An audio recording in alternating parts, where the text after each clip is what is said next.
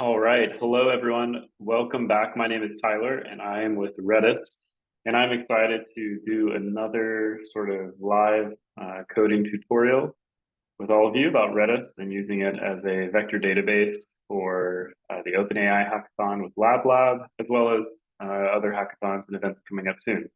As you may know, Redis is one of the supported technologies by LabLab, and you can actually enter Redis as a side quest for any event in the next couple of weeks, and you'll be eligible for some additional prizes. So I really hope that you guys consider using it. Myself and my colleague Sam are available on the Discord to answer questions. And so without further ado, I'm going to get started. This is the lovely tech page that is made by LabLab for Redis. And there's a bunch of resources here that may be helpful. One of the ones that we've been looking at was the Redis OpenAI Q&A project. So this is a GitHub repo that has a simple containerized demo with a Streamlit application, uses OpenAI for embedding creation and question answering, and Redis to serve the vectors to the model. So this is a really great place to start if you want to get more familiar with how a vector database is used and specifically how to use Redis. So you can take a look at the app folder, dig around. But this is something we've already gone over in a couple other streams. So I just wanted to stop back here for a second to show you all this. But the thing we're going to look at today is the OpenAI cookbook. So this is a great sort of project that OpenAI started, where they have a bunch of examples. And in particular, they have examples of vector databases like Redis. And here inside this project is a README, a lot of great links again. But there's a notebook that we're going to work through, and we'll get a chance to be a little bit interactive with some of the data. And I should let you know before we get started, of course, you'll need your OpenAI API key. So go ahead and grab that, and we'll be good to go.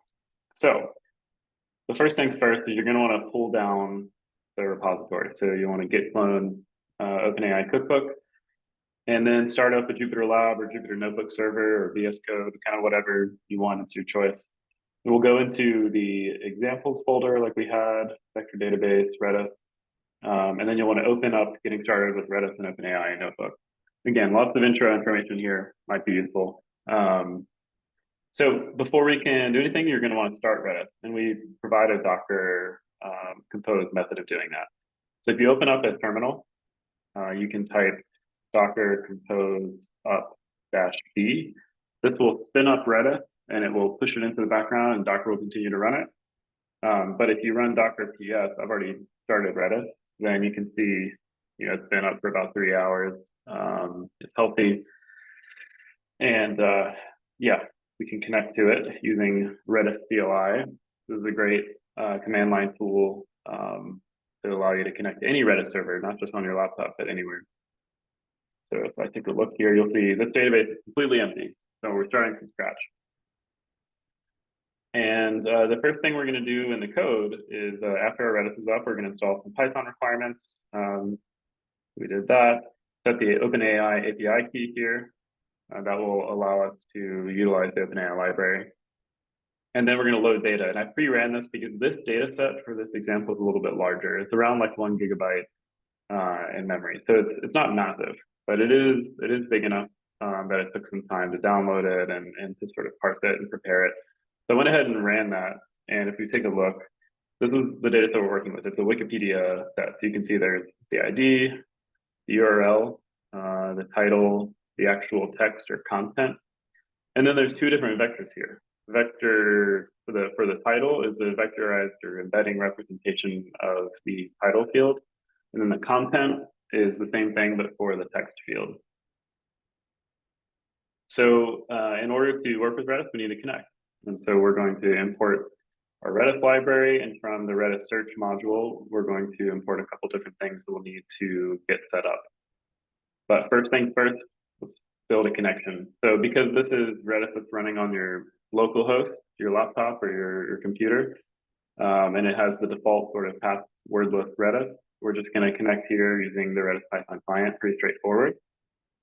And assuming that this is successful, when you ping it, you should get a response. And so now we want to talk about creating a Redis search index. And so the index is sort of a data structure that contains representations of the data you store in Redis to make it available for searching at really, really low latencies. And so for vectors, and for any fields like text fields, tag fields, numeric fields, we're going to create an index that contains all of this information. It's kind of like defining your schema for your database. That's kind of the way I think about it. So we want to see what's the dimensionality of our vectors. Well, if we take a look at back in our data set, we just grab a sample from the title vector field, we can see how long is that. And so again, just to remind everyone, a vector is a list of numbers. And so it should look something like this, just a list of floats. And many of you may be like, well, what is that? Well, this is a representation created by a large language model, in this case, OpenAI. It was a representation of the text in the title field, and it encodes a lot of meaning and semantics and information about context and about understanding inside this list of numbers. And so we want to see how long that is. I believe for OpenAI models, this should be 1536. Yep, it is. And that's the vector dimensionality. That's how many items are in each vector. And then there's the number of vectors, which is just how long is our data set. That's 25,000, so it's not too large for this particular sample. And then for working with Redis, we want to create an index that has a name. So we get to define this. We're going to just call it embedding that index. Doesn't necessarily matter what you call it, but it depends on your use case. If you're going to be creating a lot of different entities, you want to give them somewhat of a deterministic name so there's not any kind of collision or anything like that. And the same thing with prefix. So prefix is going to be the first term on the Redis keys. So Redis is a key value store. There's a key and then a bunch of values associated with it. And in this case, the prefix is going to be the first item on the key. And this prefix is going to be associated with the index. So that way, any keys and items that are written to Redis can be sort of automatically assigned to that index using that prefix name. And then last but not least, the distance metric. This is part of the algorithm that's going to be used to find nearest neighbors from the vector space. It's going to use cosine similarity to measure the distance between different entities in the vector space. So that'll make more sense as we kind of go through it. So this is where we get to define the schema. We took a look at our data frame, just to bring it back here. So I'm going to actually make it smaller. Yeah, so we can see there's ID, URL, title, text, title vector, content vector, vector ID. So we want to make sure that inside Redis, we can represent these fields in a way where we can actually use them and we can search with them. So we want to make sure we grab the title, the URL, the text, and we want to call them text fields. Now, text fields in Redis search have been around for a while. And this allows you to do a myriad of lexical search using things like keywords. You can use different scoring algorithms like KFIDF or BM25. All of that rich, traditional search technology is available within Redis search out of the box because that's where we started. And the vector field is newer within the last year, and this is what enables us to do vector similarity search. So we have one for the title vector or title embedding, and then the same thing for the text, the actual content. And for each of these, we're going to use a flat index. And so with Redis search, you can, at the moment, pick between two different vector index types. One is flat, which is going to be a brute force methodology. It might be a little bit slower, but it will be the most accurate way to retrieve nearest neighbors because it is like I said, it's a brute force approach. For a lot of data sets, and particularly for the one of this size, like 25,000, this is great because you'll get most accurate results and it's small enough that it's still going to be accurate. And then you need to fill out a bunch of information about the vector field. So like what kind of floating point values you have. In this case, we're going to use floating point 32. You need to assign the number of vector dimensions we have, which distance metric we're going to use, and then also the vector number. The initial cap here gives Redis the ability to sort of properly plan its memory usage. And it doesn't have to be exact, but the closer the better. And so we're going to create a list of these fields: title, URL, text, title embedding, text embedding. Let me make sure I run that. Okay. All right, so one really easy way to work with the Redis client here that we created is to check to see if the index exists. And the FT sort of function here, Redis client.ft, you give it an index name, and that immediately gives you the ability to work with the search index for that particular name. And then we can call the info function or method, and this will raise an exception if that index does not exist. So this is checking for existence, essentially. And if it doesn't exist yet, if we get an exception here, then we will create it. And creating it is as simple as using the Redis client, again, calling out to the right search index name and creating the index. So we're going to pass in the fields. This is like our schema. And some other definitions were like the prefix we want to associate with this index. So that was the doc string up here. And then the type of index we're going to use. Redis has a bunch of data structures and data types that you can sort of natively persist in the database. And one of them that we're going to leverage for this kind of index is the hash. So let me make sure I run this. And you can see it ran no problem. The index did not already exist, so it would have run this portion where it created the index. And so now the next step is adding documents. So this is going to be pretty interesting. I'm going to start from the base function that's here. And you'll see this function just takes the Redis client. It takes the prefix we're going to work with, and then a data frame of documents. And it simply iterates through those documents. It goes through one by one, creates the proper key. It does some work on the embeddings, and ultimately writes them to the database. So each step takes the mapping, or in this case, the dictionary in Python, and sticks it right into Redis in a hash data structure. And a hash is basically like a one-level dictionary. That's kind of how I think about it. And so yeah, let's run the index documents function. This might take a couple minutes or a couple of seconds. It kind of depends. And I'm going to show us how we can potentially speed this up a little bit. While that's running, let's go to the terminal, because if you run the monitor command on your Redis CLI, check it out. That's all the data streaming into Redis right now. It's going pretty fast. So I'm going to stop making it freak out. So go back here. So clearly it's still running. We can also check to see things like, you know, what's hold on, wait. I'm going to open a new terminal. We can also check to see how many keys we have.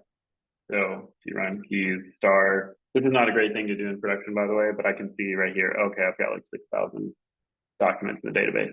Check it out. These are the different key names. So you can see our prefix, and then this is an integer that was assigned to it at write time. So a couple other commands that might be useful to know inside Redis for vector storage and for search is the fp commands. And so if you do fp underscore list, you can see the list of the vector indexes that have been created, or just search indexes in general. So this one, embeddings index, what if I want to get more information about it? Well, I can call ft.info, embeddings index. And this prints out a bunch of information about the index. Most notably, the important thing to look at would be like the number of documents. And this tells you this is going to grow over time as we're writing to the database. And this also contains the schema and the attributes and other index definition information. So these two commands, ft.list and ft.info, are going to be super helpful for navigating what's currently in Redis. If you need to do some debugging or you need to play with it, it's a great way to do it. Go look back at our code. Okay, it's still running. Now let's talk about why this is so slow. Obviously, Redis is much faster than this. This is actually a limitation at the moment in our client code. And this is for the purpose of simplicity, so that you can see sort of the linear and synchronous one-by-one processing of these records. There are two things we could do here to make this better. And the purpose of this isn't necessarily going to be an optimization sort of example. However, I am going to recommend using a pipeline. So you check this out. You can see loaded 25,000 documents in Redis search index with the name settings index. If you wanted to confirm that here, you could run our command again. We can go back and check number of documents, 25,000. That's how many we expected. So because this is making a call for every single document in our data frame, it's having to make 25,000 separate calls to Redis. Well, that's kind of a lot because you're having to deal with any kind of network latency, slowness on the Redis server, just inherent and like overhead essentially with the processing. And so one way we can do this is utilize a Redis pipeline. So I'm going to take the client and I'm going to call pipeline, and I'm going to say transaction equals false. And I'm still going to iterate. I'm still going to iterate through my records like I did. Still going to do all the processing like I needed to. But down here, instead of saying client.hset, I'm actually going to say pipe.hset. And what I'm doing is I'm batching up all of these writes to happen in a single call.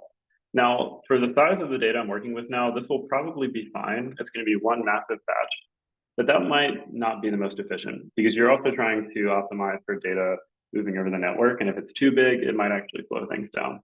So what we're going to do is we're going to work on a batch size. I'm going to say batch size equals, I don't know, let's do like 1,000. And I'm also going to need the ability to track my count. And fortunately, Python has a great extension to iterators where you can count, as you're iterating through something. So we're going to use the enumerate method, and we're going to enumerate over our records. And so I'm going to check right here if I is essentially a factor of our batch size. Then I'm going to say pipe.execute. And that's going to clear out the pipe and run the operation to store things in Redis. And then at the very end, I'm going to call another one just to clean up because it's obviously not going to be perfect, chunk size. This is the fourth representation of the batch. There might be like one remaining or something when you get to the end. So that's why we do like a cleanup step here. So this just with a couple lines of code, this line tracking the enumerations, and then these lines right here, we can more efficiently write data to Redis. This is one way to do it. The other way to do it is leveraging the async IO extension to the Redis Python client. And so I'm going to show, just by pulling this code up, an example of what this looks like for just another example. And so here I've got a function. This is using async Python, but it's called gather with concurrency. And we're going to use an async IO semaphore where we want to give it a number of sort of like, you can think of this almost like a worker. It's not a perfect representation of concurrency here, but that's kind of how we can think about this. And so given into this function, you have kind of the level of concurrency we want to establish, that prefix we want to use to store the document in Redis, the Redis connection, and then the list of documents that we're going to write into the database. And so first things first, we grab the semaphore, and inside our function here, within the scope of this function, we're going to define the actual worker function, which is going to load the paper to Redis. In this case, it's a data set of scholarly papers. So if you say async with semaphore, which is defined here, do kind of whatever additional processing you might need to do. And then write, again, this is our hset command, write the paper to Redis. And then down here, we're actually going to just, the way this is going to run is we're going to call it asyncio.gather. And we're going to pass in all of the individual functions that are going to run to write the paper to Redis. And we'll do that by iterating over our list of papers. And the idea here is that async.io is going to, not essentially block or wait for any of these individually to be finished, but it's going to kind of fan them out to Redis in a way, and we're not going to wait for a response back from Redis before trying the next one. That's kind of a way you can think about it from a super simple way to think about it. And this is going to return, pretty quickly. If you try to do this serially, it would take a really long time. And with this method, you can achieve a much higher throughput, but this is obviously much more advanced. So it's not necessarily required for a lot of these cases. That's why it's not in the OpenAI cookbook example. And I did add the pipeline here just for the sake of showing you guys. And what I'm thinking I'm going to do is I'm just going to go ahead and flush the database and redo this. So a dangerous command in Redis CLI is flush all. That will clean up everything. And so if I do ft_list, you'll see there's no more indices. So I'm going to have to go back and create that, but no problem because we have the code here. All right, so we recreated the index, and now I'm going to re-execute the function here, and we're going to try again.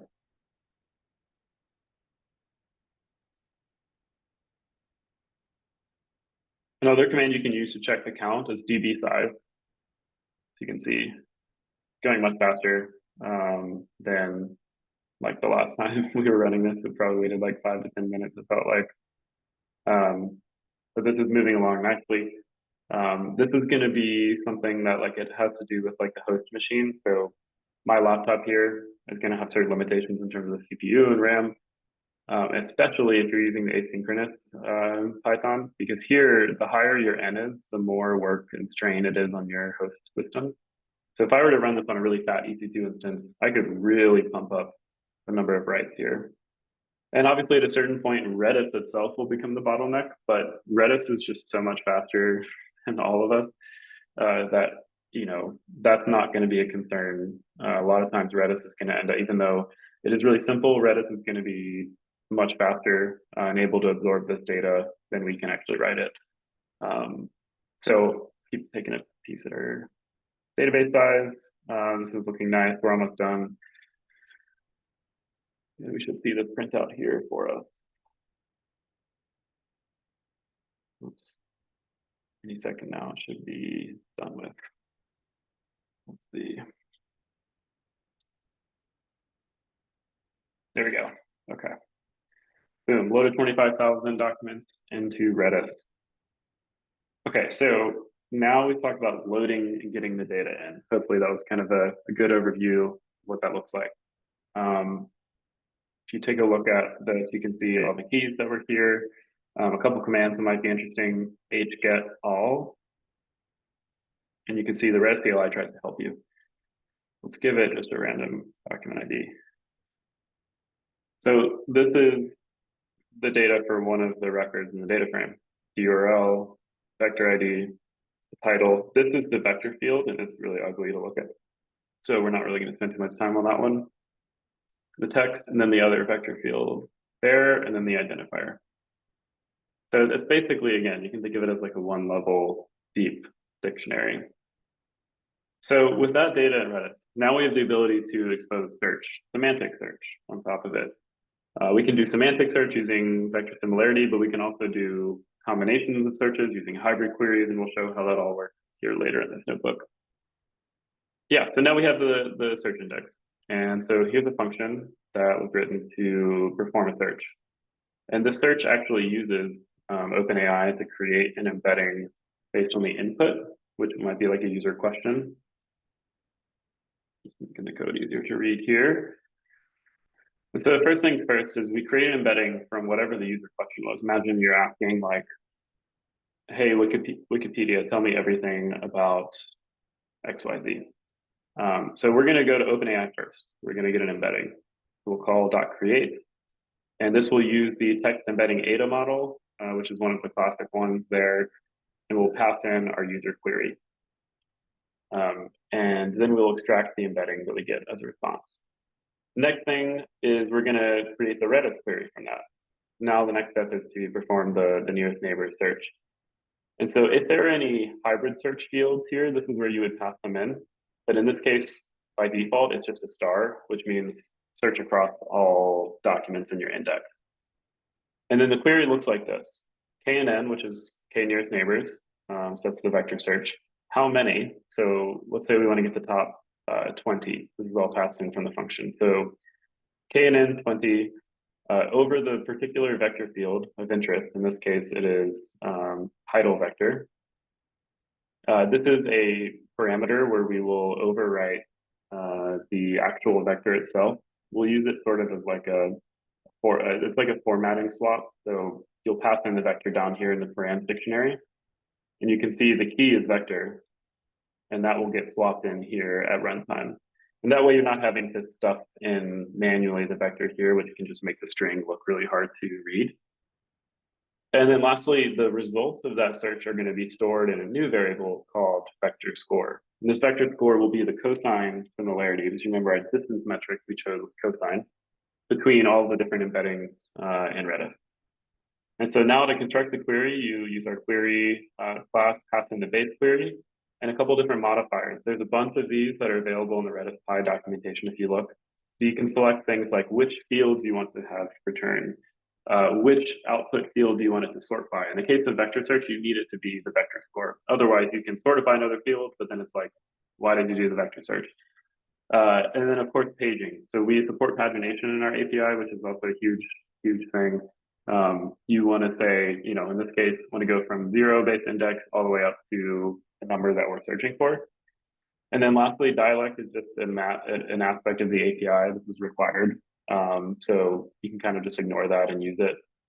The params dict, again, this is where we pass in the actual vector. So we're just going to take the list, which was the embedding we got from openai, the list of numbers, pass it as an array, specifically a type float 32, and we're gonna send it to bytes. So this is a byte string. This allows Redis to really efficiently store and do operations over the vectors. And then last but not least, we actually perform the vector search. So Redis client.fp, which index we're talking about. Remember, you can have multiple indices. And then for search, you pass in the query and then whatever param, and that gives you a result. And then this is just kind of iterating through the results and printing them out in a nice fashion. So let's execute that function or store that function. And now we're gonna test it out. So using openai to generate the query embedding, this is my query. Give me all articles associated with modern art in Europe. And we wanna find, let's grab like 20 of these.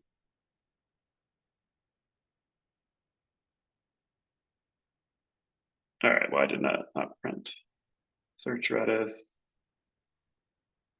So now we are debugging on the fly. Let's take a look.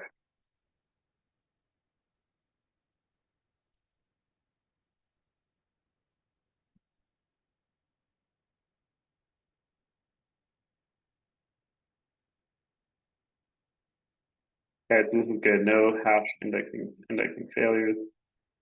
Number of documents.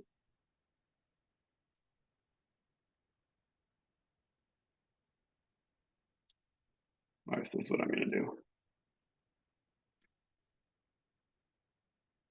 I'm going to pull this out. We're actually going to work with it line by line. My index name is stored in this variable. For the search, I'm just going to do a search for all documents. So this is not even using a vector search. And there's not any param. Okay, so yeah, we can see there's 25,000 documents there. And the list of docs here contains everything you need. Again, all these messy characters are the encoded vectors. So let's close that up. And then let's look at this and see.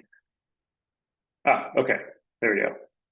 So these are the top 20 results from Redis using Search Redis. There's a bunch of different documents in here, and you can see the score in terms of relevancy. But almost all the things here have something to do with either art, modern art, Europe, or art in Europe. It's hard to tell exactly from the title, but the reason we're printing the title here is because the vector embedding that's being used in this case for the relevancy is actually the title vector.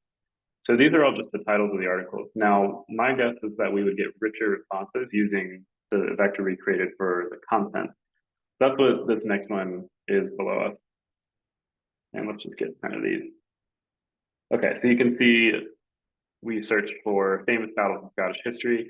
We're using the content vector, which again, is the content of the article. So there's going to be more information encoded there than just that title like we saw above. And a lot of these are really promising. Wars of Scottish Independence, Battle of Bannockburn. I'm probably saying that wrong. First War of Scottish Independence. Yeah, a lot of really relevant articles were returned based on this search. So that's just using vector search. And if you go back to the code, you can see we allowed you to pass in something called hybrid field. And right now we're just, the default is there is no hybrid field. It's just search over everything. Or rather, the way to think about this would be include all documents in the index as candidates for the vector search. But there are a lot of use cases where that isn't going to work very well, or you might need more business logic or sort of like fine-grained, fine-tuned control. And so we're going to create this really small helper method, which essentially just allows you to pass in an additional query statement into the search here. Now, this is a really simplified version of this. The Redis search documentation, which I guess I can pull that up here. Redis search doc. The Redis search documentation has a lot of examples and things that you might need to know to construct these queries. But in this case, we're keeping it pretty simple, where we're going to say, all right, search Redis using our Redis client for famous battles in Scottish history using the title vector. And we want to look for 5 of them, and we want to use a hybrid field where the title must include the word Scottish. That's how this is going to work. So I'm going to search through to find the result. And now you can see our results got a little bit better because, at least on the surface, these are all really clear articles about Scotland and Scottish history. And that's because we restricted the search space to articles that have Scottish in the title. And let's try another one.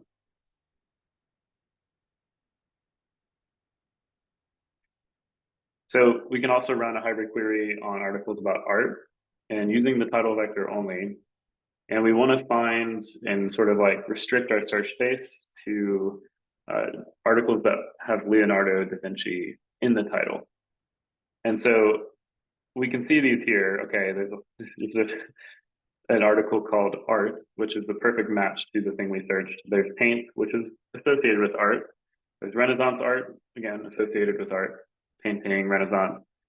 And so if we sift through some of the results we get here, you can actually see that Leonardo da Vinci is mentioned in the text, which is what we required. So we just picked off the first one here. So we just grabbed the first item on the list, but let's see, there he is right there, Leonardo da Vinci. So this allows you to construct search methodologies that are much more powerful because you can incorporate business logic or other required things into the search. It just depends on your use case, but it makes it more powerful. It's more flexible.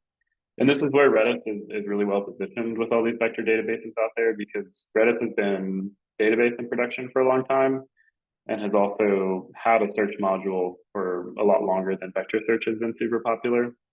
And so now you can kind of combine these things and really get the best of both worlds, get the best of lexical search as well as getting the best of semantic search.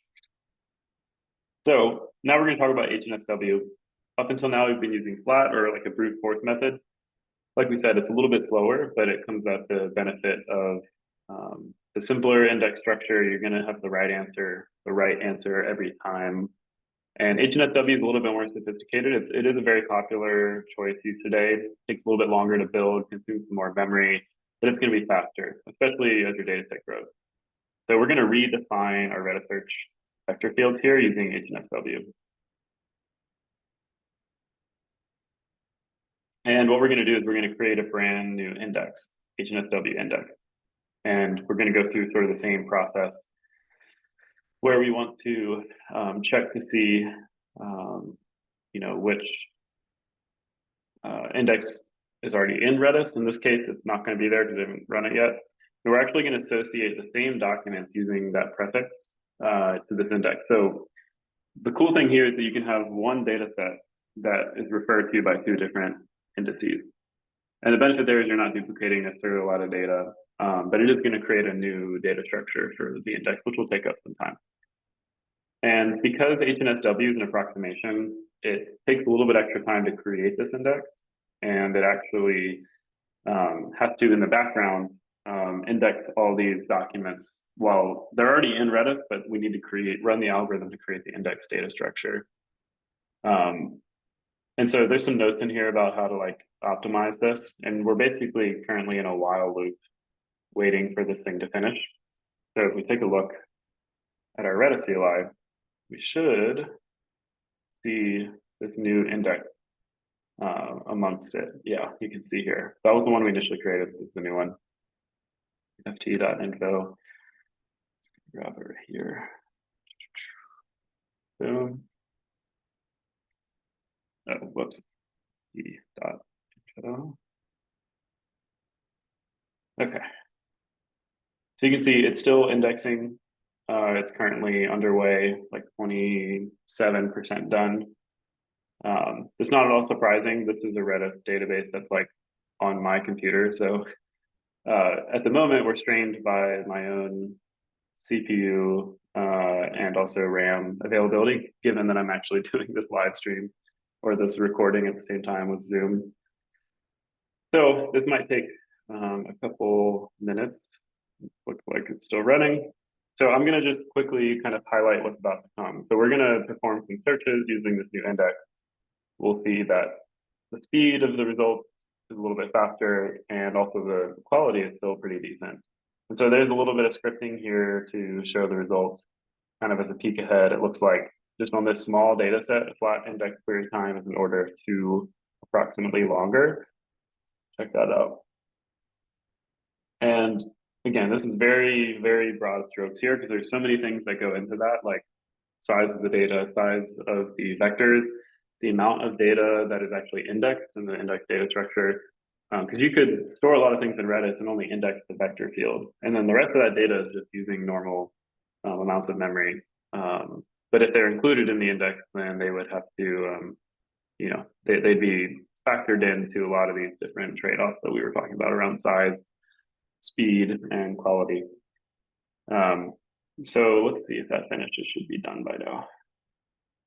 Nope, still running.